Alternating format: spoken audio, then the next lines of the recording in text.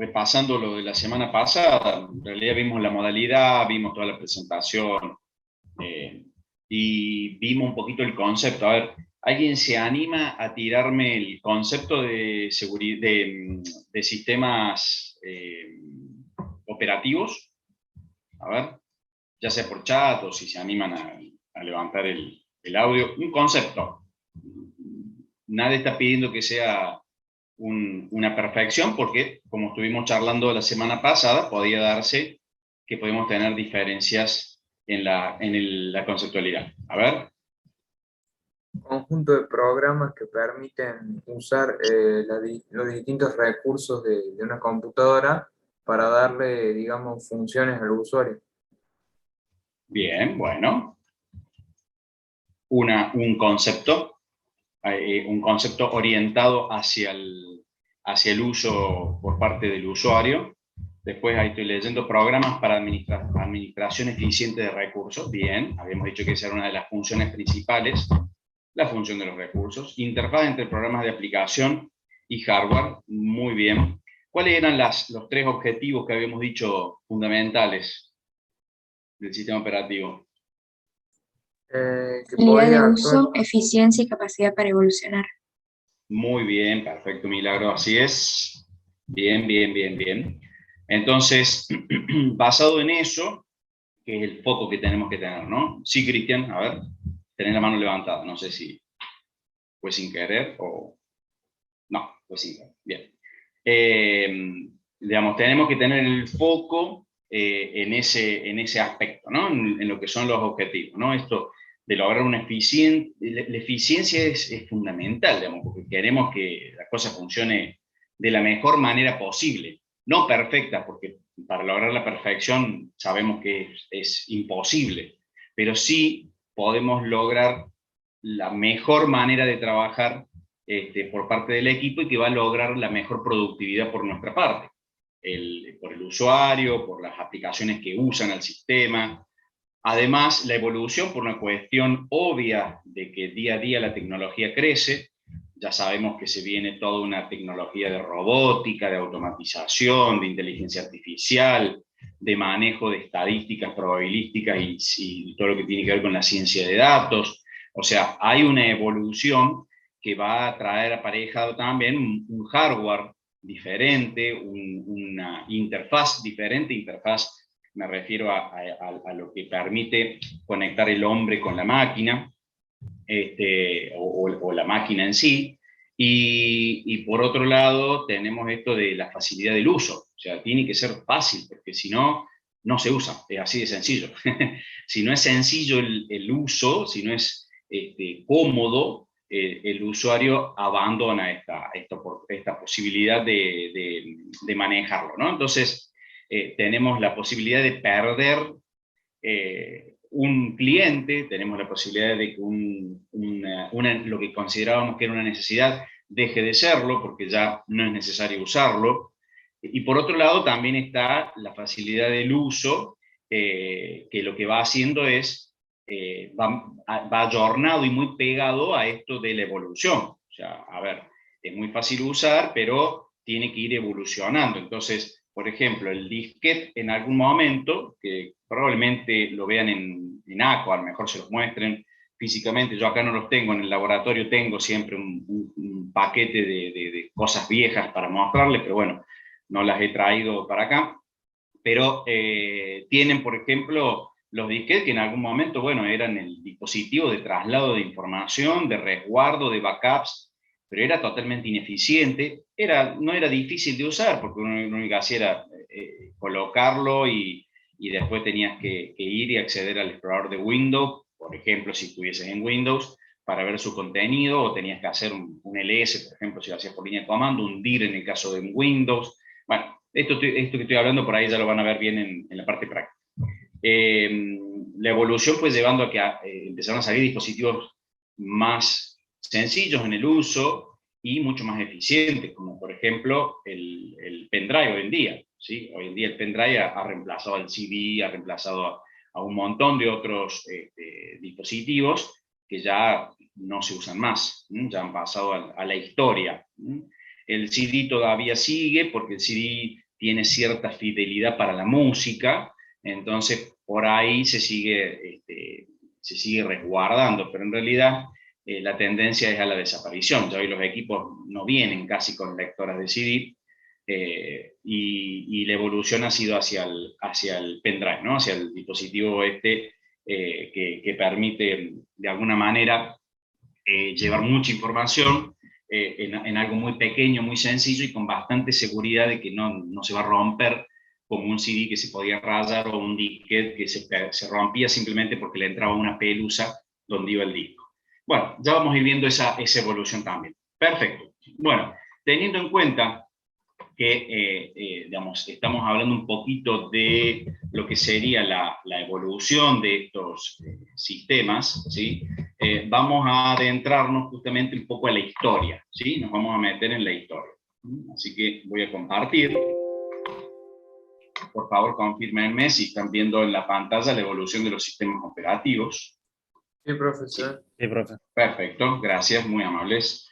Bueno, a ver, así se ha dado la evolución, ¿sí? Primero había lo que se llama procesamiento en serie, asociado un poco también a la historia, ¿no? A la industria también empezó con esto de los procesos en serie, los autos antes se hacían en serie, bueno, hay un montón de industrias que producieron en serie y que todavía algunas siguen haciéndolo de esa manera, ¿sí? Luego saltamos a lo que se denominan sistemas en lotes simples, ahora vamos a ver de qué se trata, que en realidad es, en vez de trabajar de a uno por vez, poder meter un lote y que, bueno, de alguna forma un sistema pueda decidir sobre ese lote quién sería el que sigue para ser ejecutado. Los por lotes con multiprogramación, ya tenemos ahí varios, ¿sí? Que están accediendo, ya no es uno solo, sino que tenemos un conjunto de usuarios que pueden estar tirando para su ejecución su sistema, y por último los sistemas de tiempo compartido que dieron a la evolución de lo que hoy estamos viendo. Vamos a ver un poquito, vamos a charlar simplemente un poquito de esto. Esto después tienen para ampliarlo totalmente, fundamentalmente está en el libro del Stalin, y está contado como un cuento mucho más interesante, así que pueden hacer una extensión más. Pero bueno, en los años 40, fíjense la foto. Esa foto era una computadora, ¿sí? Una computadora que tal vez su nivel de procesamiento no llega ni a los talones de lo que es un procesador del día de hoy, que no llega a almacenar información porque tal vez no tenía lo que tenemos hoy, como son los discos. Se utilizaban otro tipo de interfaces de dispositivos, como eran las tarjetas perforadas. Entonces, en esa generación el proceso era todo en serie, no había todavía la existencia del sistema operativo. O sea, el sistema operativo estaba en veremos todavía, o sea, recién se estaba empezando a crear, ¿sí? O se estaban dando los primeros indicios de lo que sería ese sistema operativo. Y los programadores interactúan con el hardware de la computadora, o sea, al no haber un sistema operativo, porque hoy en día nosotros interactuamos con un sistema operativo, pero en realidad en ese momento al no haberlo, nosotros, la persona tenía que directamente ir al hardware e interactuar con el hardware, ¿sí? Entonces, no había nada que le permitiera, digamos, interfacear, ¿sí? Fácilmente con la máquina. Entonces, principalmente que se usaban esas tarjetas perforadas o ciertos equipos externos de lectura, donde uno tenía que marcar, colocaba en la máquina empezaba directamente a procesar, porque era como meterlo en la memoria prácticamente, empezaba a procesar eso, y bueno, dependiendo del resultado, si fuese un error, se terminaba y había que empezar todo de nuevo, era como empezar a recorrer todo el código del programa a través de esas tarjetas y ver dónde estaba el error, corregir esas tarjetas y volverlo a hacer. Tarjeta perforada es como, hagan de cuenta, una tarjeta, un papel que tenía huecos, ¿sí? Sería eso. Después, si quieren, busquen, investiguen un poco para ver imágenes y demás, porque por ahí pueden ser interesantes, ¿no? Bueno, obviamente que, fíjense, el tiempo de preparar todo esto para que la máquina pueda llegar a resolver este problema era excesivo, era muchísimo el tiempo. Entonces, ahí perdíamos digamos, el gran tiempo necesario para que uno quisiera dedicar por ahí a otras cosas, mientras la máquina, uno escribe código y después lo ejecuta. Ese tiempo de escribir código es un tiempo hoy en día, pero no es excesivo, no es un tiempo que nos demande algo que realmente sea imposible llevarlo a cabo, ¿no? El gran problema, bueno, era ese, ¿no? La planificación y el tiempo que lleva la configuración. Fíjense lo que eran los equipos, son tubos vacíos, hagan de cuenta que son foquitos grandes, ¿sí? Los foquitos que se usan de luz, algo más grande y que consumían energía, pero terrible. 50 toneladas, estamos hablando de varios camiones, ¿no? Del peso que tenían. Bueno, esto es lo primero que había y, bueno, los primeros inconvenientes que se tenían. Después son los sistemas ya por lotes. Acá ya la interacción entre la persona y esa computadora. Los sistemas operativos, ¿qué hacen? Hacen dicen, che, acá empiezo a estar, ¿no? O sea, acá empiezo a aparecer lo que sería el futuro sistema operativo, algo muy sencillo, muy simple, era algo que se llamaba en ese momento el monitor residente, que en realidad era un pequeño programita que se cargaba a través de una cinta o estas tarjetas perforadas, y se cargaba en memoria y lo ejecutaba, o sea, la herramienta lo ejecutaba. Pero ese monitor, ¿sí? Ese monitor que se ejecutaba quedaba siempre ejecutándose, o sea, siempre estaba en memoria y estaba permanentemente ejecutando, y era el encargado, de alguna forma, de, entre comillas, manejar los lotes que se le venían, ¿sí? O sea, los procesos que se le venían. Entonces, de esa manera empezamos a tener esto que se llaman los procesos por lotes. Era como un sistema operativo. Claro, bueno, o sea, por eso ahí plantea, es un sistema operativo, hace su aparición muy básica, muy discreta, porque en realidad no tenía la capacidad de gestión que tiene hoy en día. Es como el primer pasito, ¿no? Pero no se le llamó sistema operativo porque le faltaba administrar un montón de otras cosas que no tenía en ese momento la capacidad, sino que se llamaba así, monitor residente, era un programita que se cargaba en memoria, consumía ese espacio de memoria, siempre el mismo espacio, que era las primeras, suponete que la memoria sea del 0 al 3000, bueno, las primeras 1000 las ocupaba el monitor y siempre estaba el monitor ahí presente, ¿no? Y él tenía que estar ahí. Empieza a ver lo que es el almacenamiento temporal, o sea, empieza a ver algo de información que puede prevalecer y permanecer por un periodo de tiempo, pero bueno, eso va a dar la evolución de los hardware nuevos, como son los discos y todo lo demás, pero digamos, por ahora se estaban usando esto que eran las cintas y las tarjetas perforadas. Las cintas con un problema, la cinta es, ustedes también, digamos, ya son de otra generación, pero la cinta antes, en mi época, la música se escuchaba en lo que se llamaban cassettes, y eran cintas que pasaba una cinta que va pasando y que tiene una forma de lectura, podemos decir, rápida al momento cuando se encuentra la información, pero lenta en la búsqueda, porque hay que mover toda la cinta para llegar al punto que uno quiere. Hoy en día ese problema lo tenemos totalmente resuelto. Por ejemplo, un disco mecánico, que es lo que tiene la mayoría, un disco mecánico, o como un CD, el CD se mueve, pero hay una púa, ¿sí? Vamos a llamarle así, porque bueno,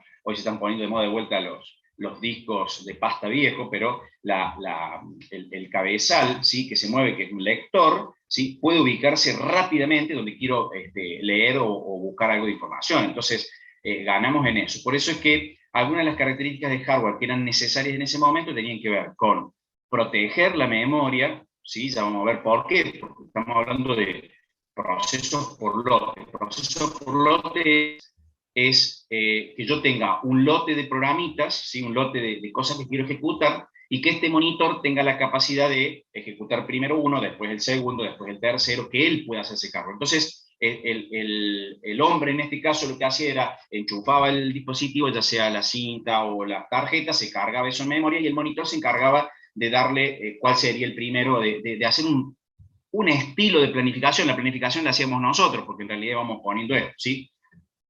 Cuento la historia de que yo no he vivido esto, pero sí he tenido oportunidad de leer y tener profesores, principalmente en maestría, donde donde comentaban cómo trabajaban con estos dispositivos, ¿no? Muy interesante, pero una tecnología hoy en día arcaica, ¿no? Bueno, los temporizadores, justamente, cuánto tiempo se le va a dar, las instrucciones privilegiadas e interrupciones. ¿Esto qué quiere decir? A ver, ya empezamos a ver que el monitor, que empieza a tener esto de, che, acá estoy yo asomándome como sistema operativo, y bueno, tiene un poquito más de prioridad que la aplicación de un usuario, porque es el monitor el encargado de alguna forma de administrar algo, como por ejemplo los tiempos, ¿no? Bueno, ahí están viendo, por ejemplo, uno de los creadores de una de las grandes computadoras binarias que hubo en algún momento. Fíjense la cantidad de teclas, switches y demás que hay ahí dando vueltas, ¿no? O sea, algo que hoy lo vemos en un aparatito que lo podemos tener en la mano, porque hoy tenemos una terrible computadora en nuestras manos, ¿sí? Como es un celular, ¿sí? Que no es solo un smartphone, es una computadora, no deja de ser una máquina que tiene procesador, tiene memoria, tiene un sistema operativo, tiene todo lo mismo que vemos en una compra, ¿sí? Bien, siguiendo un poquito, empezamos ya a evolucionar y ya llegamos a esto que ya estamos casi en el sistema operativo, porque la multiprogramación dio nacimiento a esta posibilidad de tener o sea, primero que necesitábamos de la memoria principal, ¿no? O sea, la memoria principal, llámese memoria RAM, ¿sí? Que es la memoria, justamente una memoria volátil, una memoria donde la información prevalece durante un tiempo, se va eliminando, porque el mismo sistema hoy en día lo va quitando, ¿no? Pero el hardware, si pierde energía, o sea, si perdemos corriente en el dispositivo, esa memoria queda totalmente limpia, ¿no? Se elimina todo. Cuando arranca nuevamente se vuelve a recargar, ¿sí? Todo el contenido que sea necesario en la memoria, ¿no? La posibilidad de multiprogramación, ¿qué quiere decir? Quiere decir que puede albergar, que puede guardar, que puede mantener, ¿sí? Programas de usuarios, o sea, no solo un programa del usuario, sino puede tener más de un programa del usuario, ¿sí? Que hoy en día es lo que tenemos, ¿sí? Hoy en día tenemos esto de la multiprogramación, porque podemos tener en la memoria muchos programas, ¿sí? Y a su vez estamos viendo esto de que trae aparejado la multitarea, porque empezamos a ver la posibilidad de tener, por ejemplo, ahora en este momento estamos con Zoom y seguramente alguno tendrá el Discord abierto, tendrá, no sé, el WhatsApp web, otras aplicaciones que no es más que un navegador, ¿sí? En el caso del Discord una aplicación propia, y todo esto va llevando aparejado a tener la multiprogramación, ¿no? O sea, un usuario que tiene más de un programa al mismo tiempo, ¿sí?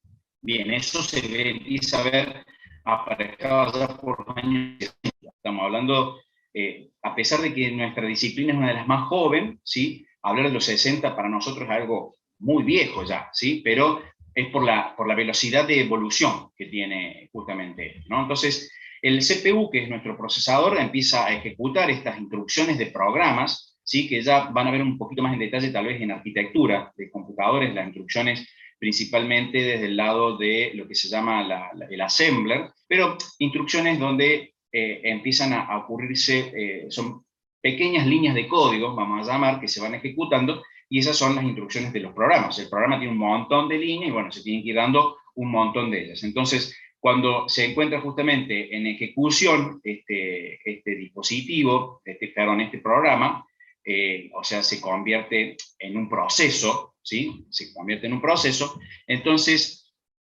puede pasar de que este programa requiera, por ejemplo, buscar un archivo o grabar algo, o mandar imprimir, o mandar algo a través de un dispositivo, como puede ser una placa de red, un módem, ¿sí? Algún dispositivo de comunicación.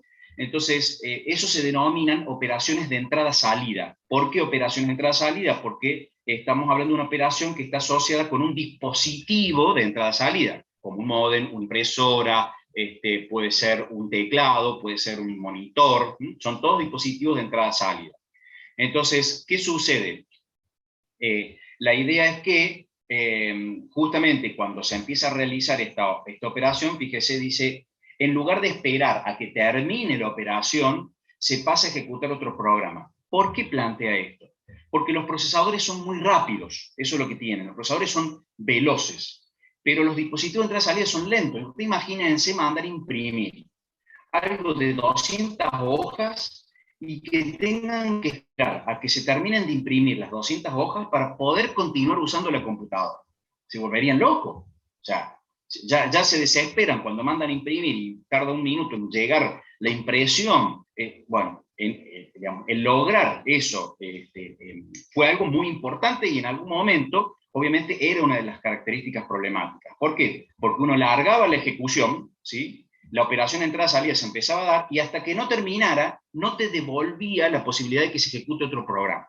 Entonces el procesador se quedaba ahí esperando a que el dispositivo termine con su operación. Bueno, hoy en día, y en realidad la multiprogramación nos trae aparejado esta posibilidad de que no, de que mientras se está ejecutando esa impresión, yo pueda pasar a ejecutar otro programa. Entonces, ahí lo que se buscaba era maximizar la utilización del procesador, que el procesador no esté del vicio. Ese era el verdadero, lo que uno percibe, ¿no? Entonces, fíjense, ahí abajo pongo una característica, para mantener varios trabajos en memoria principal se necesita gestión de memoria, ¿sí? Eso es algo fundamental, ¿no? O sea, necesitamos gestionar la memoria cuando tenemos que tener varios trabajos en memoria principal. Entonces, eso es un agregado justamente que empieza a tener nuestro sistema operativo y hace que se lleve a una complejidad mayor, ¿no? Se empieza a programar para gestionar memoria. Claro, ya empezamos a tener justamente esto de gestionar memoria, empezamos a programar. Siempre estamos hablando de programación, en realidad estamos haciendo el uso a través de todo es línea de código. Un sistema operativo son millones de líneas de código, cualquier aplicación son millones de líneas de código. Entonces, es la programación es la que hace que estas cosas realmente lleguen a funcionar correctamente. Y en esto aclaro algo importantísimo en la vida laboral, ¿sí? Programar es un rol del que tenemos los ingenieros en sistemas, ¿sí? Es un rol. Programar hoy en día está muy bien catalogado desde el punto de vista económico, podemos decir, porque se paga muy bien la programación hoy en día. Pero tengan cuidado con casarse y pensar que programando es de la única manera que voy a prevalecer, digamos, en este medio. ¿Por qué? Porque esto es cíclico. En algún momento el saber mucho de hardware era muy bien pago. Después el tener un muy buen conocimiento de administración del sistema operativo también. Luego fueron las redes. Hoy en día es la nube y son también la programación. Es el DevOps, ¿sí? El operador de desarrollo, aquel que tiene este conocimiento entre sistema operativo y desarrollo. El DevNet, el que sabe manejar redes y también sistema operativo.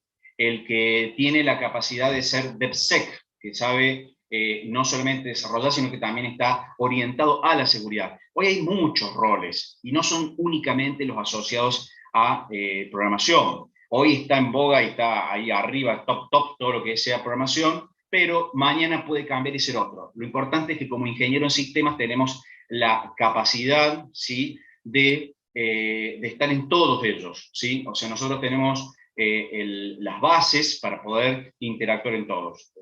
En mi caso particular, mi experiencia es haber arrancado con desarrollo, hacer análisis funcional, ser tester, luego ser especialista en redes, luego dedicarme específicamente a seguridad, ciberseguridad, que es en realidad lo que estamos trabajando hoy en día, y lo que es auditorías de normas, ¿no?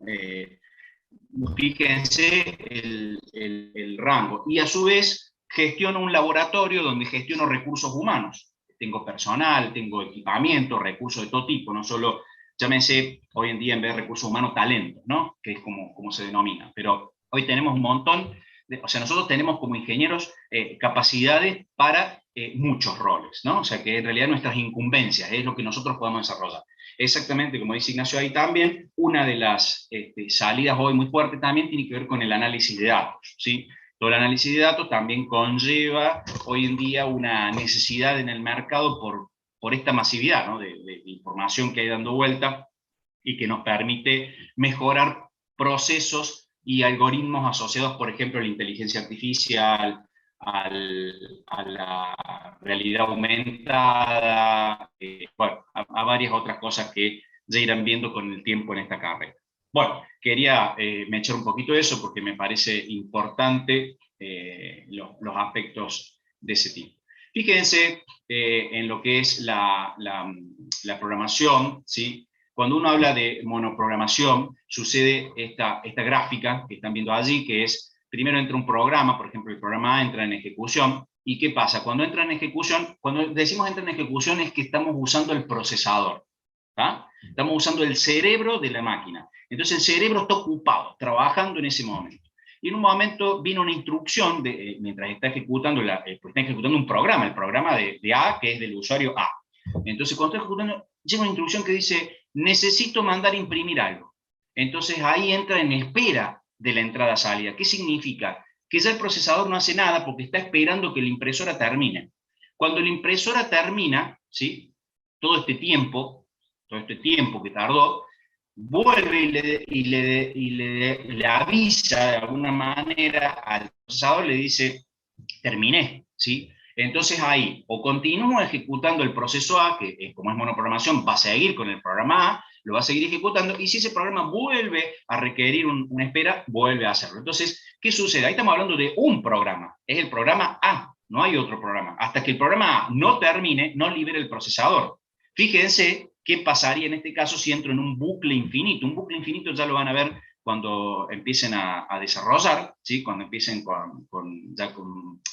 no, ustedes han visto, perdón, algoritmo, y han visto ACO también, está bien, ustedes han visto ACO. Estoy hablando como si no lo hubiesen visto. Va. Y algoritmo, en esas materias, ustedes justamente les debe haber tocado sin querer en algún momento entrar en un bucle infinito independiente que hoy lo pueden cortar. Bueno, en ese momento teníamos este problema, ¿no? Este inconveniente. Entonces, tenemos que ver cómo podemos mejorar este manejo, porque acá hay involucrada memoria y el procesador. Acá lo que buscamos es maximizar. Entonces, ¿cómo lo maximizamos? Lo maximizamos de esta manera. Si yo tengo 3 programas, se verían así, los programas en forma independiente. Ahora, si yo tengo la capacidad de multiprogramación, ya cambia la historia. La multiprogramación me permite que en la línea de tiempo yo pueda, por ejemplo, empezar a ejecutar al programa A, y cuando el programa A quiere ir a buscar o a hacer algo con un dispositivo de entrada-salida, llamo al programa B. Entonces, entra el programa B en ejecución. Mientras tanto, el programa A está haciendo lo que corresponde allá en la impresora, ¿no? Por ejemplo. Entonces el programa B empieza a ejecutarse y el programa B en un momento dice, necesito grabar algo en un dispositivo. Entonces empieza en ese momento a grabar y ahí, ¿qué es lo que hace? Puedo empezar a ejecutar el programa C.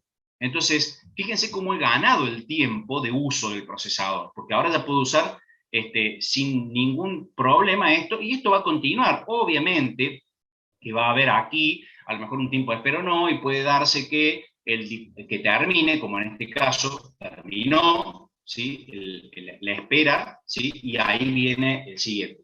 Ahora, si yo veo esto como una línea de tiempo, esto se tendría que ejecutar durante tantos segundos, y este empieza cuando termina, el programa B va a empezar cuando termina el A, desde el punto de vista de la monoprogramación. En cambio, desde el punto de vista de la multiprogramación, no hace falta esperar a que termine A. Entonces, esto es lo que hemos ganado con la multiprogramación, ¿no? Multiprogramación o multitarea, se ejecutan varios procesos en forma alternada para aprovechar los tiempos muertos del procesador. Eso es lo que estamos buscando, ¿sí? Lo que uno busca es que el procesador no esté al vicio. Esa es la realidad. Bien, por último, como parte de la evolución, ¿sí? Lo último que aparece tiene que ver con esto de los sistemas de tiempo compartido, que ya es no la programación de un solo, o sea, la multitarea, muchos programas ejecutándose por un propio usuario, sino poder abastecer a múltiples usuarios, ya no un usuario, sino muchos usuarios. Entonces, ya tenemos muchos usuarios que tienen que acceder al mismo dispositivo. Esto en algún momento fue el gran boom, eran los mainframes, eran grandes servidores, y era la manera en que se trabajaba. IBM fue precursor de esto y durante muchos años fue prácticamente el único que había dando estos sistemas y estos soportes. Cuando nació la PC, IBM con esta tecnología cayó totalmente a tal punto que muchos operadores de esos equipos quedaron prácticamente en la calle porque ya no había nadie que los usara. Entonces había que había que refuncionalizar a esas personas para que sepan manejar equipamiento nuevo, ¿sí? Eso, digamos, es lo que les comentaba hace un rato, que uno no se tiene que casar con una tecnología porque esto va evolucionando, entonces uno tiene que acompañar a la evolución, ¿sí? Bueno, implementa multiprogramación también, porque no es solamente que tengo a todos los clientes, tiene que estar el servidor atendiendo como si fuese un solo usuario, pero son muchos usuarios, y tiene que atender justamente a todos ellos darles un pedazo de procesador a cada uno, ¿sí? O sea, un tiempo, ¿no? Un pedazo me refiero a un tiempo. Entonces, usuarios solicitando servicio al mismo tiempo, cada usuario dispondrá en promedio 1/n del procesador. Si yo tengo 10 usuarios, al menos una vez, ¿sí? De 10, una vez me va a tocar a mí. Esa sería un poco la idea. Bueno, eso es lo que busca la multiprogramación, que haya alguna manera equitativa de que cada uno tenga al menos un tiempo para su procesamiento. Después nos vamos a encontrar con un montón de otras, con un montón de otras problemáticas, ¿no? Que, por ejemplo, está bien, de los 10, al menos una vez me toca a mí, bueno, pero ¿por cuánto tiempo me toca a mí? Porque ¿qué pasa si yo agarro y me acaparo el procesador? Entonces, bueno, ahí vamos a entrar justamente que en este sistema de tiempo compartido, digamos, donde podemos tener muchos usuarios, hay que empezar a manejar otras cosas, que cuánto tiempo le puedo otorgar o qué prioridad le doy a cada usuario para que todos puedan tener al menos algo, ¿no? Entonces ahí entra la eficiencia, ¿sí? Sí, Gastón, levantaste la mano. Sí, profe, una No, pregunta. ¿Cómo se conectaban las vale. computadoras al servidor en esa Bueno, época? bien, en esa época se utilizaba un sistema tipo red, podemos decir, en realidad era otro tipo de cableado, se usó un cableado de interfaz más de monitor, así como el cable VGA, ¿viste? Es uno azulcito que tiene una forma trapezoidal y tiene un montón de puntitos. Digo esto porque capaz que todos ustedes usan HDMI, ¿sí? Entonces, el VGA, una interfaz de ese tipo, eran máquinas bobas, o sea, eran PCs que en realidad no tenían procesador, no tenían memoria, tenían interfaz gráfica, nada más, era una pantalla, teclado, hasta que nació también el mouse, eso llegó a su tiempo, o sea, en una época era solo teclado, eso se interfaceaba con el equipo y se llamaban terminales, ¿sí? Terminales boba, esos fueron los primeros. Entonces, el servidor era el que hacía todo, tenía la memoria, tenía absolutamente todo. Entonces, lo único que hacía era procesar lo que vos le tirabas por teclado, él procesaba y tiraba una imagen. Cuando hablo de imagen, no se crean que es lo que estamos viendo hoy en día, ¿no? O sea, era todo tipo línea de comando, ¿sí? Les pongo la línea de comando esta, como por ejemplo, bueno, ustedes están viendo ya la del Linux seguramente. Este es un tipo de comando, por ejemplo, de un Windows, y, por ejemplo, bueno, acá tengo una máquina virtual con un Linux, o esta, ¿sí? O sea, ahí está, ahí tienen, por ejemplo, dos interfaces de las que eran antes. Y es más, acá tenés la suerte de verlo en grises y negro, ¿no? El fondo. Pero antes, en realidad, ¿qué es lo que era? Y era un verde, un ámbar, que se llamaba, o tipo amarillento eran los monitores, era horrible, ¿no? Por ahí hay algunos dando vuelta, en la facu también teníamos. Y ese era tu interfaz, ¿sí? Entonces todo era procesado en el servidor, todo se daba allá. Por eso tenías este caso así. Hoy en día tenés también múltiples usuarios, porque tenés un montón de usuarios que se conectan a un equipo, ¿no? O sea, hoy también, pero bueno, en ese momento las terminales eran bobas, o sea, no tenían esto. Después fue evolucionando, tuvimos las terminales que se llamaban los clientes livianos, empezaron a tener ya algo, después hubo clientes pesados que empezaron a tener ya memoria y capacidad de almacenamiento. Después tuviste ya la PC, que es independiente de un servidor. Hoy en día tenemos una máquina que es independiente del servidor. Sin embargo, el sistema de tiempo compartido sigue estando. O sea, se conectaban como si fuera la línea de teléfono fijo, básicamente, al servidor, o tenían que ir a un lugar específico Bueno, donde... eso ya me estás hablando de conexiones de tipo remota, ya evolucionaste más vos todavía. En un principio era todo cableado interno, ¿no? Después evolucionó con la llegada de conexiones de tipo modem, digamos, porque estamos hablando de los años 60, pocos años también de tener telefonía, ¿no? Estamos hablando de hace mucho tiempo. Luego, cuando ya la telefonía aparece, empiezan a existir esto que se llaman los modems, los moduladores de moduladores, y ahí ya sí empezás a tener otro tipo de tecnología que te permitía acceder en forma remota. Pero ahí ya evolucionaste, ya no hablamos de terminales bobas, ¿sí? Ya teníamos clientes un poco más pesados, ¿no? Porque tenían otro tipo de info, ¿no?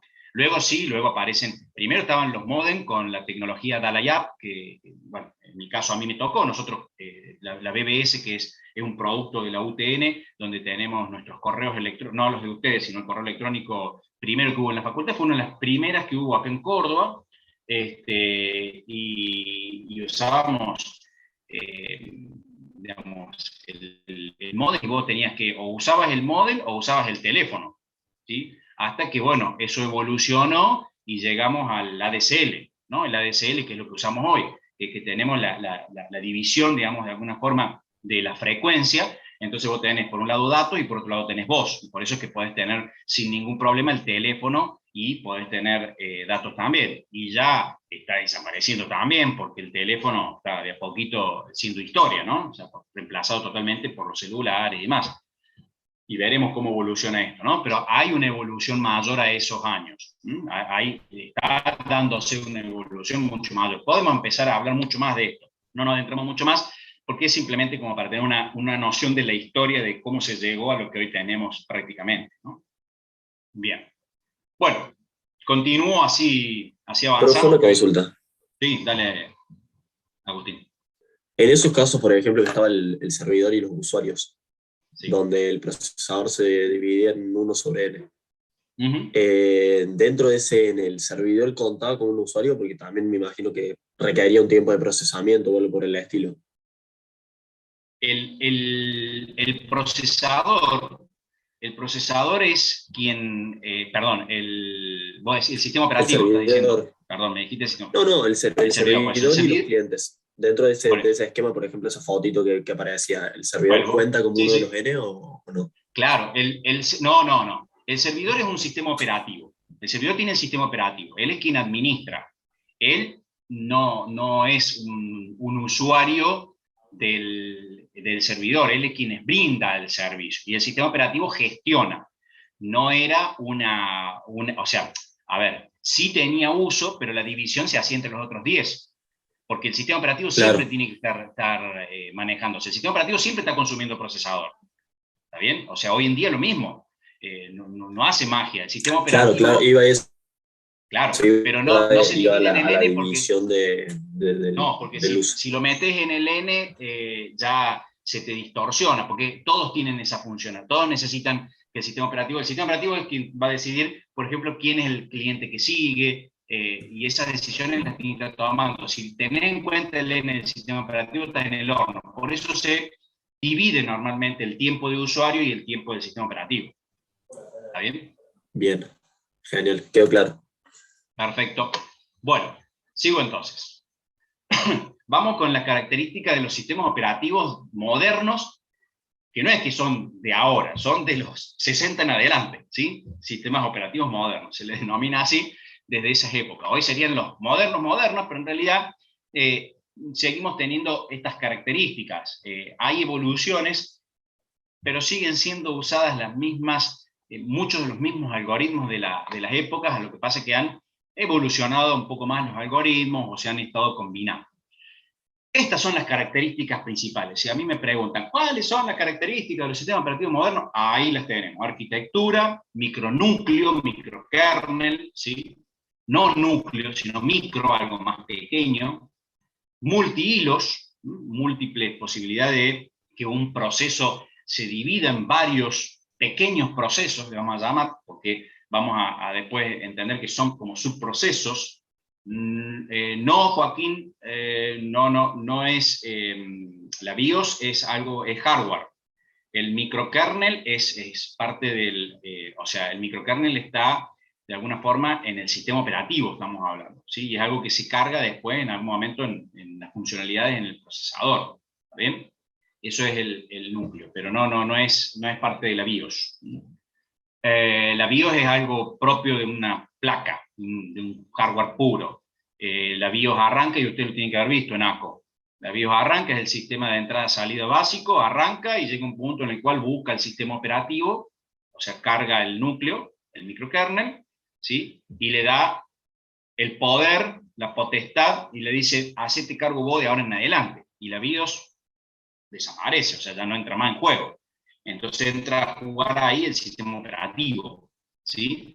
Es eso, simplemente un sistema de arranque, prácticamente, ¿no? Donde corrobora que esté que esté la memoria, que esté el procesador, que estén las cosas funcionando, que tenga un teclado, que tenga ciertos recursos, ¿sí? Eso es lo que se suele denominar el post, ¿sí? Que es justamente las pruebas, y después busca en el sistema, en el medio de almacenamiento que corresponda, el sector de arranque que se denomina, saca la información allí, la carga en memoria, y ahí tendríamos nuestro kernel, ¿no? Nuestras pequeñas funcionalidades. Después tenemos el multiprocesamiento simétrico, esto es la capacidad de tener procesos justamente en paralelo, sistemas operativos distribuidos, que es algo que hoy se usa bastante, porque hoy ustedes usan un celular y, por ejemplo, acceden a archivos que no los tienen en su propio aparato, entonces tienen algo distribuido, está, por ejemplo, el almacenamiento, y el diseño orientado a objetos, ¿no? Que es lo que ha permitido el crecimiento y la modularidad de los distintos programas, principalmente el sistema operativo. Entonces, si nos metemos un poquito hacia adentro de cada uno de ellos, veamos el primero, ¿no? La arquitectura de micronúcleo. A ver, antes de seguir, denme un segundo. Vamos a, les voy a pedir que entren un segundito a la UV, ¿sí? Antes de continuar, que entren a la UV y que se vayan principales a ese núcleo, incluyendo lo que se llaman espacios de direcciones que van a estar asociados a mover a lo que es el almacenamiento temporal, principalmente la memoria principal, como la memoria RAM, pero vamos a ver también que hay un concepto de memoria virtual, que vamos a ver de qué se trata después. Esta comunicación entre los procesos, porque los procesos no son procesos que trabajan solitos y hacen solo algo y no se comunican con otros procesos. Entonces empieza a haber esa comunicación entre los procesos, y ahí entran funciones principales, como por ejemplo la seguridad entre un proceso y el otro. Que no vaya a venir un proceso, por ejemplo, llámese virus, que quiera acceder a un proceso de un usuario y, por ejemplo, alterar la información que tiene. Y la planificación básica. Bueno, ¿a quién le toca? A mí, a vos, ¿a quién le toca el siguiente? Sí, Gastón, tenés la mano levantada. Disculpe, profe, una pregunta. ¿Qué es lo que era el núcleo y para qué servía? O sea, ¿de qué estaba compuesto el núcleo? Ahí está, es lo que estamos hablando, mira, en este momento, Gastón. Justo estoy con ese tema. Micronúcleo es que es más pequeño, y núcleo es lo mismo, eran todas las funciones del sistema. O sea, por ejemplo, vos tenías que gestionar un archivo y estaba dentro del núcleo. Vos tenías que, te doy un ejemplo básico, ¿sí? Básico. Cuando teníamos Windows 95 o Windows 98, para no irme más atrás todavía, Windows 3.11, por ejemplo, Windows 95, que es muy parecido a lo que ves hoy, ¿sí? Vos, por ejemplo, antes de que surgiera el plug and play, ¿sí? Ya vamos a ver que el plug and play, porque lo vamos a nombrar, vos enchufabas un mouse y no alcanza, hoy si tenés un mouse nuevo, lo enchufás en la compu, tenés que hacer algo, nada. El sistema operativo dice, tengo un mouse nuevo, listo, se acomodó y empezás a usar el mouse. Antes vos enchufabas el mouse, tenías que poner un CD o un disquete, dependiendo, y tenías que instalar el driver. Esa funcionalidad, para que el sistema operativo la reconozca, la tenía que meter prácticamente en el núcleo. Entonces la metía y tenías que reiniciar tu computadora para que el sistema operativo tuviese esa función y la pueda ejecutar. Eso era en las épocas esas. Al separarse y al generar en algún momento el micronúcleo y poder separar de tal manera tanto las funcionalidades, la instalación, la gestión de un driver, de un dispositivo de entrada-salida, vos lo pones y no tenés que reiniciar el equipo. ¿Por qué? Porque es algo externo al núcleo. Entonces, fíjate vos la gran diferencia, ¿sí? Antes, por ejemplo, agregabas un procesador porque vos siempre existieron computadoras donde pueden tener varios procesadores. Vos agregabas un procesador a tu computadora y tenías que reinstalar el sistema operativo para que lo reconociera. Imagínate tener que hacer algo como eso hoy en día en producción. A nadie se le ocurre una historia así.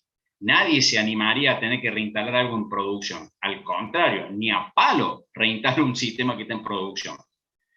Es más, como dicen muchos, si anda, mejor no lo toques, ¿viste? Entonces, en esa época vos tenías ese inconveniente. Está bien, tenías que apagar la máquina, poner el nuevo procesador, emprender la máquina, pero reinstalar el sistema operativo. Hoy en día, eso ya no es necesario. ¿Por qué? Justamente porque el núcleo del sistema operativo tiene la capacidad de ser tan pequeño que no necesita esa información en el núcleo. Es algo que orbita, ¿sí?, sobre ese núcleo. Y esa es una de las grandes ventajas que tenemos. No sé si contesté tu pregunta. Bueno, sí, perfecto. Gracias, Gastón. No me acordaba el nombre, si era Gastón o quién me había preguntado. Bueno, entonces, el sistema operativo proporciona servidores, o sea, pequeños procesos, digamos, o muchos procesos, vamos a ver qué hay, que se ejecutan en modo usuario, y el micronúcleo los trata como cualquier aplicación. Fíjense, o sea, empieza a tirar procesitos, ¿sí? Pero los trata, a todos los va a tratar como una aplicación más. Eso es lo que va a hacer de alguna forma el micronúcleo. El micronúcleo simplifica la implementación, brinda flexibilidad, trata de igual modo procesos locales como remotos, o sea, es lo mismo que vos estés ejecutando algo en forma local o que estés en una máquina en China tirando una petición. Ejemplo, que estés ejecutando el navegador en un servidor, vos estés parado en el servidor web de Google, estás ahí en la máquina y vos tiras algo en un navegador, una búsqueda, es lo mismo, te va a atender igual a ese equipo local como a alguien que esté en otra parte del mundo accediendo al mismo servidor haciendo una consulta a Google, ¿sí? Entonces, atiende igual. Para él son todos iguales, ¿sí? Son todos procesos iguales. Entonces, los servicios se van a empezar a dividir y a diferenciar entre lo que es procesos clientes y procesos servidores. ¿Qué es lo que usan hoy? Hoy todo lo que van a hacer ustedes, programar, es lo que se llama cliente-servidor, ¿sí? Entonces, van a tener mucho en la parte del cliente, por ejemplo, en un navegador, yo pongo una página, y en la página pongo un número de documento, ¿sí? Pongo un número de documento. Bueno, la pregunta es, ¿dónde valido si ese número de documento son números o no son números? ¿Lo puedo validar del lado del servidor o lo puedo validar del lado del cliente? Por ejemplo, ¿qué significa? Pongo un número, pongo el número, pongo 82, ¿sí? Entonces, supongamos que es el lado del servidor. Entonces, ¿qué hace la página esa? Manda, ¿sí? Manda la petición al servidor, el servidor controla si esos 82 son números. Ah, sí, son números, listo, entonces manda una respuesta, ¿sí? Con el dato, por ejemplo, de a quién pertenece ese número de DNI. Supongamos que ahora no, que en vez el cliente se equivoca y pone, en vez de 82, pone 72 y una letra A. Entonces manda la petición esa, llega al servidor y el servidor dice, no, es todo un error. Entonces manda una respuesta al cliente diciéndole, te equivocaste, pusiste mal el DNI. Pero también lo podemos haber puesto del lado del cliente, por ejemplo, con un JavaScript, ¿sí? El caso de recién, por ejemplo, tecnología como PHP. PHP hace del lado del servidor. JavaScript lo podemos hacer del lado del cliente. Entonces, ¿qué haces? Pones los dos acá del lado del cliente y verificás si lo que pusiste es o no numérico. Entonces, antes de que salga la petición, controlas si lo que tenés es todo numérico o tenés alguna letra. Si tenés alguna letra, no sale la petición. Directamente le dice el usuario, tenés mal puesto el número de documento, ponelo correctamente, ¿sí? Y con eso resolvemos un problema como, por ejemplo, el sobrecargar la navegación, ¿sí? Los enlaces, el tema de la comunicación. Bueno, eso hoy en día hay un montón de tecnologías, ¿sí? Y ustedes se van a ir viendo con eso, ¿no? Sí es cuestión de que el cliente-servidor trae aparejados ciertos problemas de seguridad que están en muchos casos resueltos, ¿sí? Lo que pasa es que hay que usarlo, ese es el problema. Que lamentablemente en la modalidad en que ustedes van avanzando con su carrera, por ahí la seguridad como que no se ve profundamente. Por ejemplo, el hecho de mandar la información cifrada, ¿sí? No tengo que usar más HTTP, tengo que usar HTTPS para mandar la información, porque eso ya me da un nivel de seguridad, ¿sí? La forma en que mando los datos, no puedo mandar la forma en dato de texto, lo tengo que mandar en lo posible también cifrado, con algún tipo de codificación, ¿sí? Bien, él dice, bueno, tengo una pregunta ahí, la voy a leer. ¿El micronúcleo daría prioridad a una instrucción del sistema operativo antes que una instrucción de la aplicación, o no es tarea del micronúcleo? A ver, el sistema operativo, a través del planificador, que es parte del micronúcleo, ¿sí? Del planificador, es quien va a decidir a quién le toca, ¿sí? Es el propio sistema operativo, que si hay instrucciones del sistema operativo, es muy probable de que tenga o no más prioridad. Va a depender de un montón de casos. Hay un montón de variables para poder decir si esto va a ser así o no.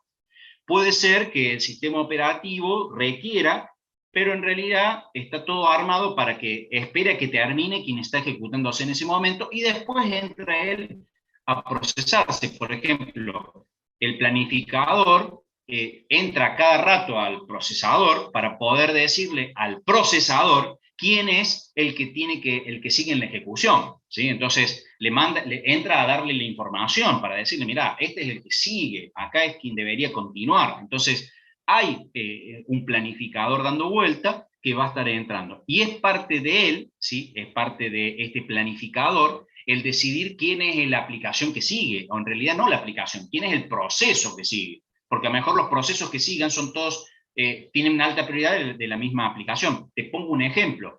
Va a tener más prioridad un streaming, ¿sí? O sea, un envío de información de videollamada, o esto que estamos usando por ahí como Zoom, que, por ejemplo, un dato que envíes por un correo electrónico, ¿sí? A nivel de comunicación, y tiene que llegar mucho más rápido esto que estamos haciendo, porque si no, si se perdieran datos cuando yo estoy acá hablando, cuando estoy moviendo mi mano, cuando estoy haciendo algo, lo que vos vas a obtener es una persona robótica, ¿no? Que se va a ver una imagen acá y el siguiente frame lo va a ver con la mano en otro lado. Entonces, no sería muy bien visto, digamos, y no sería una buena experiencia de usuario. Entonces, sí tenés esto de la planificación de los procesos, ¿sí? Bien, sigo, así avanzamos un poco, porque hoy necesito terminar con esta unidad como sea, si no le voy a tener que dejar para que vean ustedes varias cosas, ¿sí? Los multihilos, que es otra de las características, cada una de estos los vamos a profundizar mucho más, pero necesito que ahora vayan entendiendo lo que estamos hablando, ¿sí? Así que está bueno de las preguntas que van haciendo. En algún caso capaz que no las vaya a contestar y las deje para más adelante, ¿sí? El programa no es más que fíjense, conjunto de instrucciones dados en una secuencia lógica y con un objetivo. Es línea de código, ¿sí? Es un programa es algo estático, algo que yo tengo en la máquina, ¿sí? Todo lo que ustedes hicieron en algoritmo es un programa, pero cuando presionan F5 se produce algo fogoso ahí atrás, raro, que es el sistema operativo que entra en juego ahí, y agarra esos códigos y los tiene que poner en la memoria, y tiene que darle lugar para que sea procesado, y tiene que buscar los archivos que están en el disco con esas líneas de código para poder llevarlo, y tiene que marcar un montón de registros que son como, no sé, como una planillita que dice, lo siguiente es esto. O sea, hay un montón de cosas donde entra en juego esto de tirar justamente leña y que esto empiece a trabajar de alguna forma, ¿no? Empieza a surgir lo que necesitamos, que entren a calentarse los motores del procesador. Entonces, cuando ese programa entra en ejecución, en realidad lo que se ha creado es lo que se llama un proceso, ¿sí? Y puede ser uno o muchos procesos. Porque si ustedes agarran un administrador de tareas, van a ver que tiene un montón de veces Chrome, si están usando Chrome,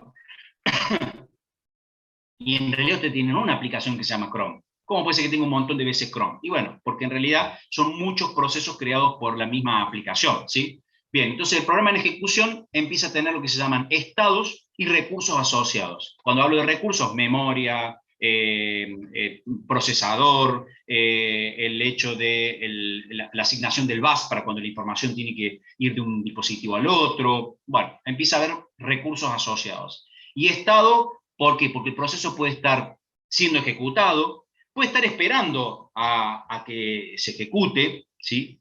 Puede estar esperando eso. Entonces, hay distintos estados que ya los vamos a ir viendo.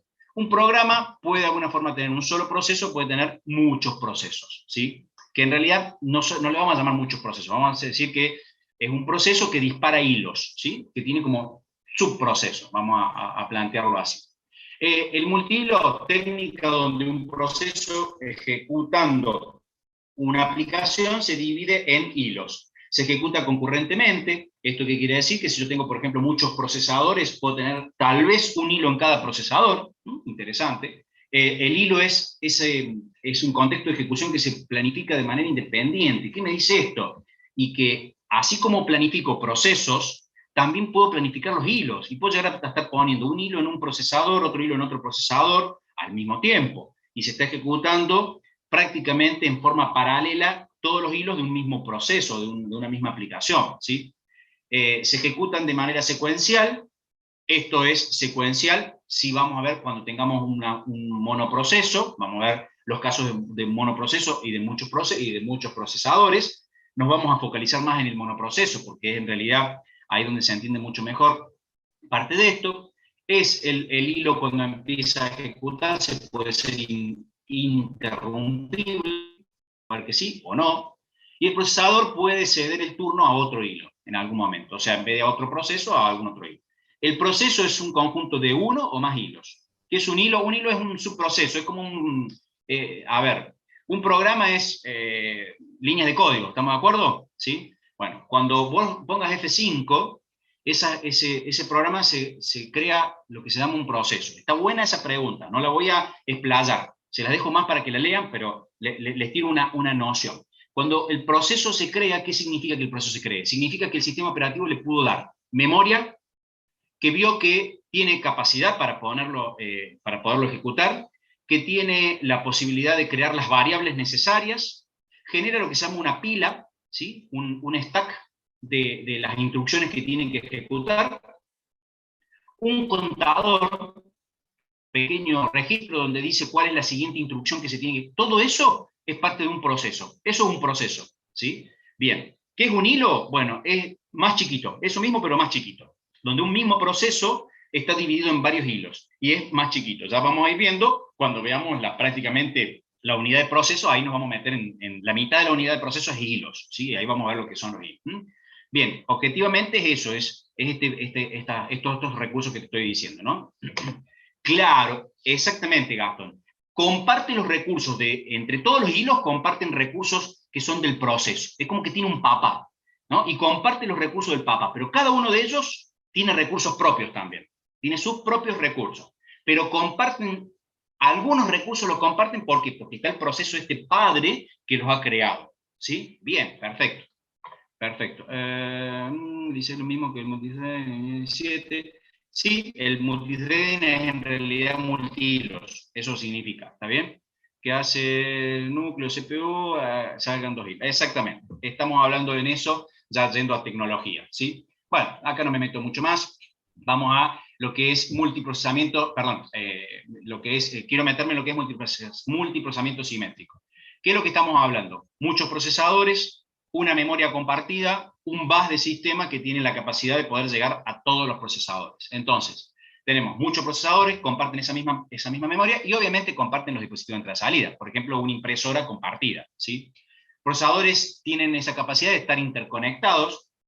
No nos metemos en cómo es el hardware de interconexión, sino que va a haber una comunicación. Yo puedo tener procesadores y puedo tener hasta diferentes maneras de asignar a los procesadores, por técnicas como round robin, que es una que vamos a ver más adelante, donde le doy un poco de espacio a cada una, o usando estadísticas para ver quién es el que menos sobrecargado está, entonces le asigno los procesos a ese. Bueno, hay muchas técnicas que están relacionadas a algoritmos que permiten mejorar la eficiencia justamente del uso de todos los procesadores.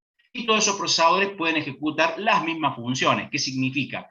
Tienen la capacidad todas de ejecutar el micronúcleo, ¿sí? Entonces todas tienen el mismo micronúcleo, ejecutan lo mismo y por lo tanto pueden hacer y dar las mismas funciones, ¿sí? ¿Qué ventajas va a tener frente a un solo procesador el tener muchos procesadores? Y acá tenemos el rendimiento, ¿sí? Algo sumamente importante. Algunas partes del trabajo pueden ejecutarse en paralelo y obviamente no es lo mismo que, si yo me pongo a ver el tiempo que tardamos en hacer la cola en un supermercado, si somos 3 personas haciendo la cola, el primero está atendiendo a 6, por lo tanto el primero no cuenta. ¿Por qué? Porque el primero llegó, está siendo atendido ya en ese momento. Pero los otros dos, todavía su tiempo de espera es alto, porque tienen que esperar a que el primero salga. Ahora, si yo pongo 3 cajeros, puedo atender a las 3 personas al mismo tiempo.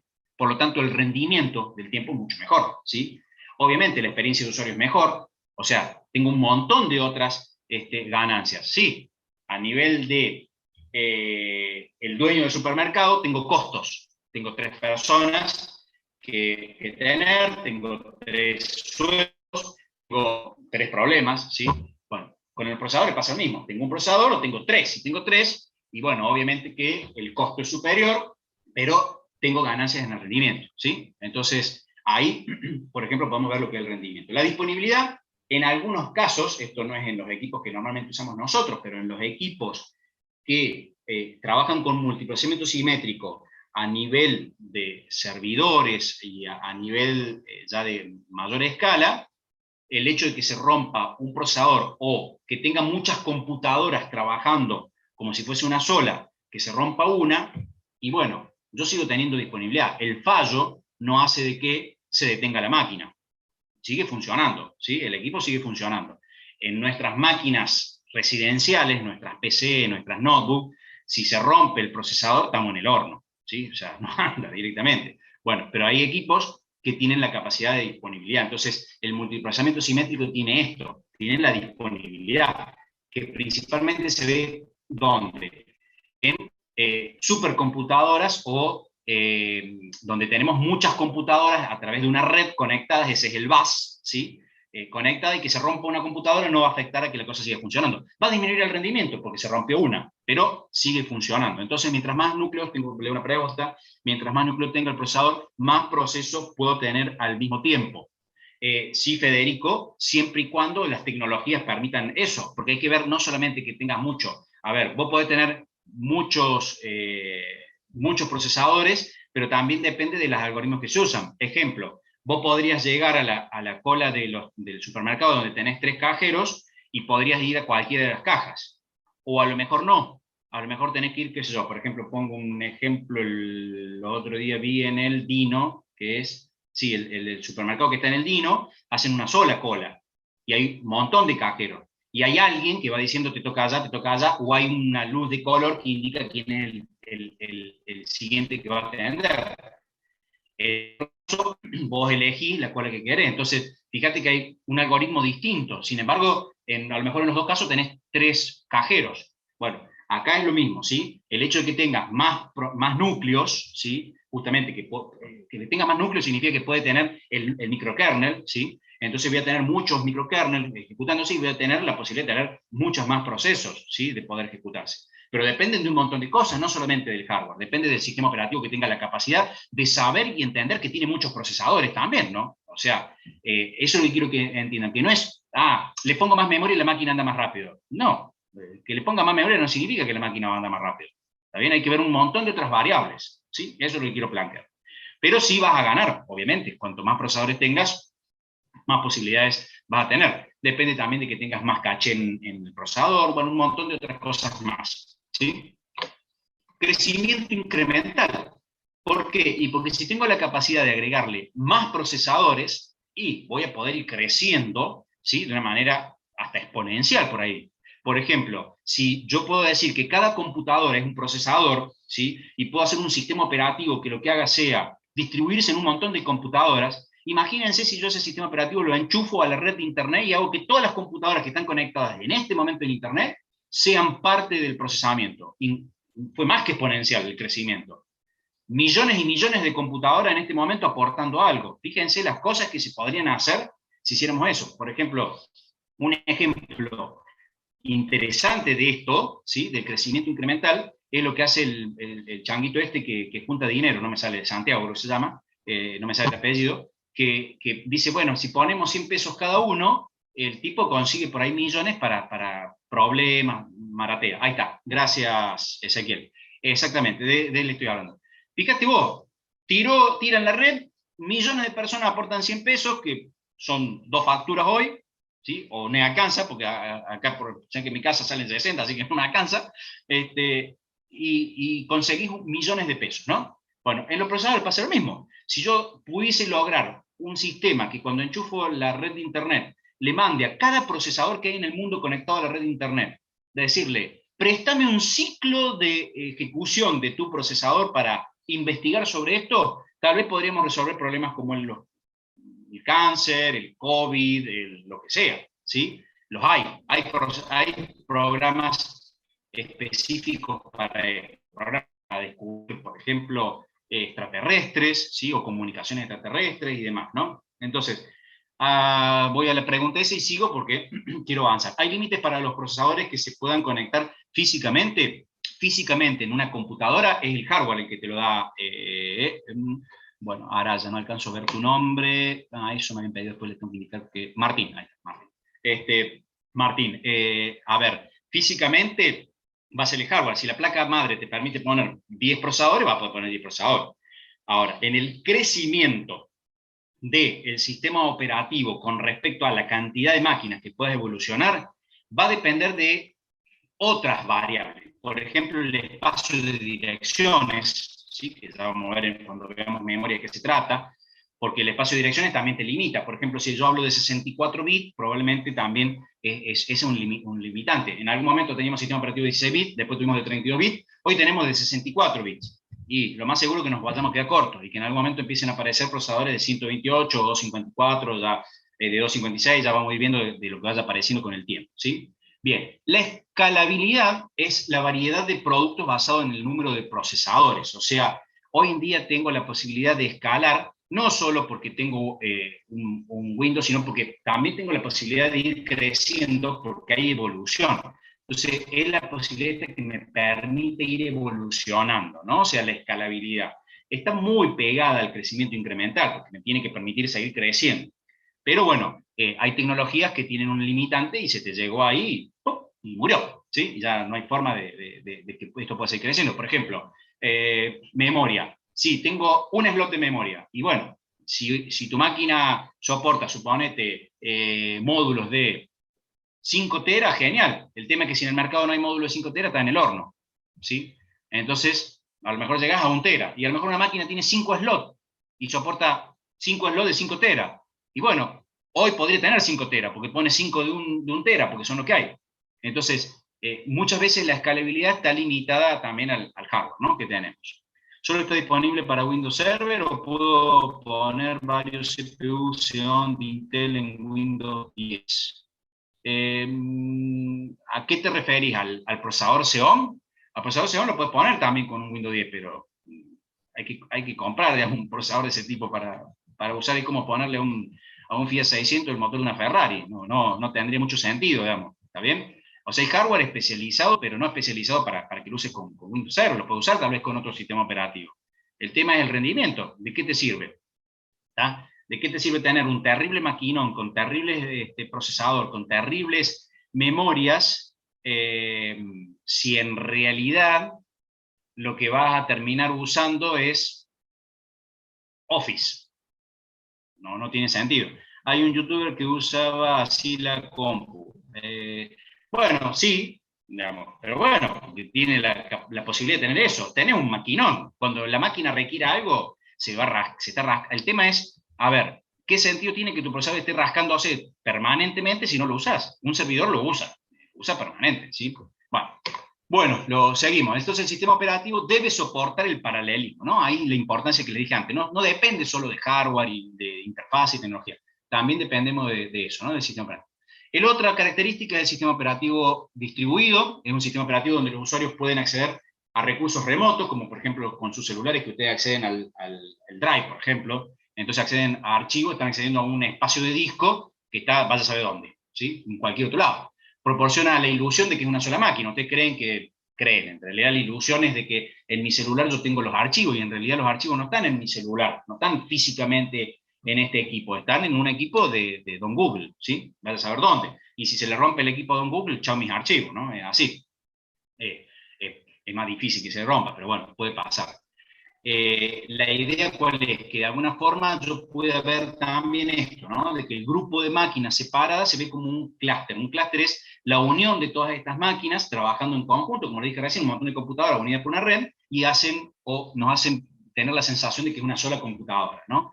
El procesamiento de datos está distribuido entre diferentes máquinas, permiten que las aplicaciones se ejecuten varios procesadores al mismo tiempo. El diseño orientado a objetos facilita el desarrollo, principalmente es ahí donde está la gran ventaja.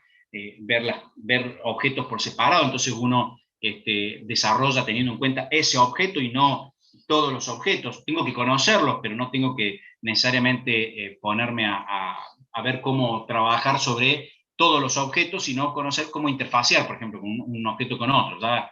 Eso lo van a ver, no me ocupo mucho ahora, porque lo van a explotar mucho más cuando vean, por ejemplo, un análisis de sistema o un diseño de sistema principalmente. Un objeto puede controlar exclusividad de los accesos a su estado a través de sus métodos. Los métodos son funciones, ¿sí? Bueno, ustedes han visto programación, así que ahí lo han visto seguramente. Bien, bueno, hasta ahí lo que son las 5 características del sistema operativo moderno, ¿sí?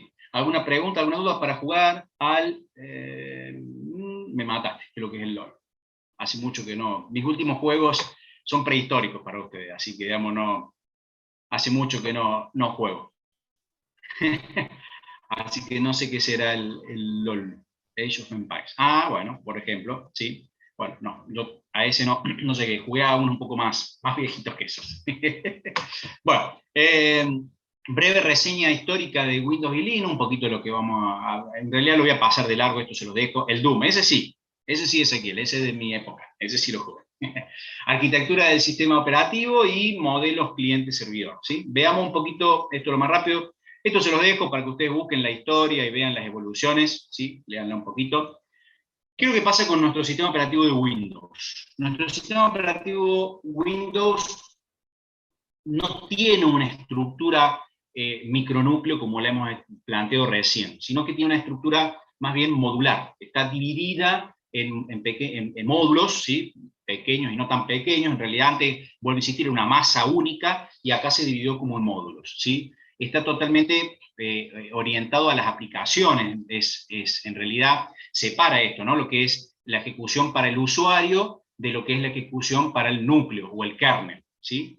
Que en este caso es un poco más grande, ya no hablamos de micro, sino que hablamos de un núcleo que tiene como partes que necesita para poder llevarse a cabo, como por ejemplo el sistema ejecutivo sería como el micronúcleo, pero esto también tiene el kernel que agrega un poco más, y el HAL, que es esto de una capa que nos abstrae del hardware, ¿sí? Es lo que nos permite decir, che, de acá para abajo no hace falta que vos conozcas nada, no hace falta que vos sepas cómo es el disco duro, cuántos platos tiene, si tiene un cabezal, cuántos sectores, cómo está dividido, qué cantidad de energía necesita, nada de eso. Bueno, te tenés que hacer cargo de eso. El sistema operativo llega hasta ahí hay una división, ¿sí? En eso.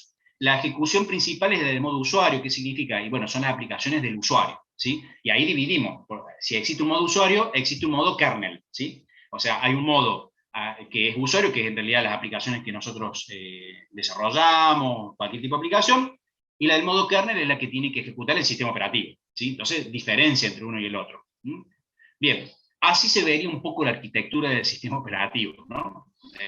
Un dibujo interesante, ¿sí? Se ve ahí podemos empezar a ver que tenemos un montón de módulos. Acá estamos a nivel, justamente acá está el kernel, acá está el HAL, y este es el sistema ejecutivo, donde tenemos justamente todos estos módulos necesarios para comunicarse. Fíjense que esto es una arquitectura del Windows 2000. Tengan en cuenta que recién en Windows 2000 se abrió el juego y Microsoft liberó parte del código del kernel. Hasta ese momento era un secreto totalmente cerrado, que es lo que era el kernel de un Windows, y recién ahí es que se abrió y se pudo ver lo que es el interior de un sistema operativo de Windows. Pero mientras tanto, antes nadie sabía cómo estaba porque era una caja cerrada, ¿sí?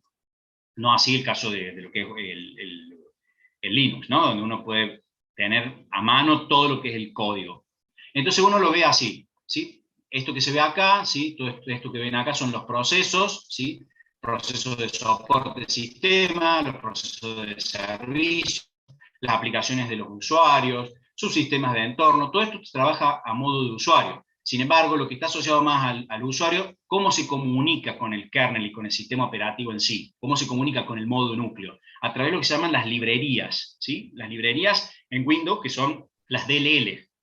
En lo que es Linux se llaman módulos. La forma de comunicación se llaman módulos. Bueno, en este caso son las librerías. Esas librerías comunican justamente ¿con qué? Con esto que está acá, ¿sí? Con todos estos módulos, que ya vamos a ver cuáles son, que son del sistema ejecutivo, ¿sí? Por ejemplo, el gestor de la pantalla, el planificador, bueno, un montón de cosas que vamos a ver acá, que hay gestiones distintas, ¿sí? Y tenemos el kernel, los controladores, que son los drivers, y la capa de abstracción de la HAL. Debajo de esto estarían todo lo que es el hardware en sí, ¿sí? Ahí estaría todo lo que es el hardware en sí. Bien, entonces, ¿cuáles son los componentes del modo usuario? Son los procesos de soporte de sistemas, todo lo que tiene que ver con procesos de servicio, aplicaciones, subsistemas de entorno, eso es lo que hace esa parte. Esto, después ustedes tienen las páginas para explayarse más sobre lo que es cada uno de estos, ¿sí? Yo acá simplemente estoy tirándolos, ¿sí? Lo que yo necesito es que ustedes hagan una lectura y un resumen sobre cada uno de estos, ¿no? En lo que es el libro, ¿sí? Busquen el libro que está dando vuelta, ¿no? No lo tenemos nosotros expuesto, eso depende después de la jefa de cátedra si lo va a colocar o no, pero búsquenlo porque está el Stalin dando vuelta en la red. Bien, los componentes del modo núcleo, o sea, lo que tenemos aquí abajo, ¿sí? Ya lo que no puede acceder el usuario, sino que acá es el sistema operativo el que tiene que poder acceder. Está el sistema ejecutivo, el núcleo kernel, la HAL, que es la capa esta, los controladores y todo lo que tiene que ver con la parte gráfica, ¿sí? Teniendo en cuenta que hoy hay una separación en la parte gráfica, porque la parte gráfica tiene su propio procesador, su propia memoria, hoy es una terrible computadora cada placa gráfica, ¿no? Tal vez vale más la placa gráfica que la computadora en sí. No, el libro ese que está diciéndome Franco es de la parte práctica, ¿sí? Lo que van a ver en Linux, ¿sí? En toda la parte práctica. Ese libro sí es libre y gratuito, porque ese lo hemos desarrollado nosotros, es un libro, y ese libro está abierto, se usa acá y se usa en muchos otros lados, ¿sí? Pero es un desarrollo nuestro, ¿sí? El otro no, es un libro que se paga en papel, y PDF no es libre, pero bueno, sé que anda por ahí dando vueltas, ¿sí? Bien, fíjense todos los módulos que tiene el sistema ejecutivo. Administrar objetos, la entrada-salida, proceso, memoria, la seguridad, el caché, el plug and play, esto de enchufar un dispositivo y que lo reconozca ahí nomás al palo, consumo de electricidad, no es lo mismo lo que consume un hub USB activo que necesita energía para poder abastecer de energía al dispositivo, que lo que necesita un teclado, ¿sí? O un mouse. La administración de configuración y lo que son las llamadas a procedimientos locales, ¿sí? Procedimientos que son propios del sistema, porque después vamos a ver lo que se llama el RPC, que es las llamadas a procedimientos remotos, ¿sí? Que el sistema operativo puede llamar a un servidor como en funcionamiento como un cliente, él como un cliente y el resto como un servidor, ¿sí? Entonces, es justamente el modelo cliente-servidor lo que nosotros trabajamos. El cliente, por un lado, que puede ser, por ejemplo, una aplicación, y el servidor, que es, en realidad, de alguna forma, el que está también dentro del servidor. Y el sistema operativo es el que nos va a hacer la conexión entre el cliente y el servidor. ¿O acaso ustedes no pueden tener en su propia máquina un servidor web? Tranquilamente pueden tener un servidor web en su máquina y usar un navegador en su propia máquina que acceda a ese servidor web. Entonces estamos usando la misma compu para hacer ese uso. Pero tranquilamente ese servidor web lo pueden llevar ahora a una máquina que está físicamente alejada. Entonces ya pueden hacer un cliente-servidor en forma remota. Bueno, el sistema operativo tiene que tener la capacidad de eso, indistinto si es remoto o no remoto, ¿sí? Si es local o no local. Entonces, ¿qué ventajas tiene? Simplifica el sistema ejecutivo, porque en realidad, al tener cliente-servidor, ya no es tanto lo que tiene que hacer justamente el sistema operativo, está modularizado y por lo tanto puede tener una división justamente de lo que tiene que llevar a cabo el kernel y lo que hace el usuario en sí. Mejora la fiabilidad, la confiabilidad que voy a tener en esto. Las aplicaciones se pueden comunicar de una manera uniforme, porque ya hay mensajes, ¿sí? Para intercambiar información entre un proceso y el otro, ¿sí? Por ejemplo, utilizamos lo que se llaman los datagramas en las redes, y ahí tengo que mandarle la dirección IP, el número de puerto. Estoy hablando de cosas que ni idea tienen, ni las vamos a ver en esta materia, son materias que van a ver recién en cuarto año, por ejemplo, pero a lo mejor han escuchado la dirección IP de la máquina, que es la forma en que se reconoce en la red, ¿sí? A través de lo que se llaman protocolos, que son normas, a una computadora. Entonces un mensaje tiene que llevar la IP, ¿sí? Entonces yo tengo mensajes uniformes, ¿sí? Hay una manera uniforme, ¿sí? Y proporciona una base adecuada para la computación distribuida, esto de tener muchas máquinas por todo lado. Si yo tengo una mensajería uniforme, un protocolo de comunicación, y vamos a manejar bien. Si todos sabemos cuál es el protocolo para ir a la facultad y estar en un aula, y sabemos que todos tenemos que tener el barbijo, el protocolo ese que lo que hace, cuidarnos de no enfermarnos. Si lo cumplimos, todo funciona a la perfección, ¿sí? Claro, como el IPv4, exactamente, como el IPv4, que es, la tendencia es a la desaparición del IPv4, ¿no? El IPv4 de a poquito va a desaparecer. Bueno, con esto llegamos a la finalización de lo que es la primera unidad, esta unidad número 1, que tiene que ver con todo lo que es característica, introducción y demás a los sistemas operativos. Profe, usted sube la diapositiva a la UV y si entraras a la UV ya sabrías que la tenés, ¿sí? Porque esta diapositiva ya está expuesta, ¿tá? Ya las tengo, ya están puestas ahí la presentación y ya está esto puesto, ¿sí? También voy a subirles los links de video. El de la semana pasada, tengo que fijar a ver si lo grabé, no lo grabé, no me acuerdo qué me pasó con ese. Este ya lo voy a subir, son links que van a quedar en la UV por aproximadamente unos 30 días, ¿sí? Y después se eliminan porque también tengo que ir eliminando la carga que me consume el guardar todos estos videos, ¿sí? Bien. También estudiamos la arquitectura de Linux. Gastón, eso lo vas a ver sobre lo que es la parte práctica. Nosotros no nos, digamos, la arquitectura de Windows es lo que acabamos de ver recién, y no vemos mucho más. ¿Por qué no nos metemos tanto en la arquitectura de ninguno de los dos sistemas operativos? Porque ustedes van a explotar un poco más en la parte práctica en Linux. En Windows ya vimos esta arquitectura, en Linux la van a ver en la parte práctica, y como la parte práctica requiere que conozcas un poco la arquitectura, vas a manejar un poco más ahí, en la parte de gestión de archivos, los procesos y demás. Todo lo que vamos a ver nosotros va a servir para las dos arquitecturas, para Linux y para Windows, pero lo vamos a ver en forma genérica, ¿sí? Que sirve también para cualquier otro sistema operativo, porque nosotros vemos sistema operativo en general, no vemos un sistema operativo, ¿tá? Bien, explotando literal, ¿por qué mi procesador está llorando con sus 4 núcleos?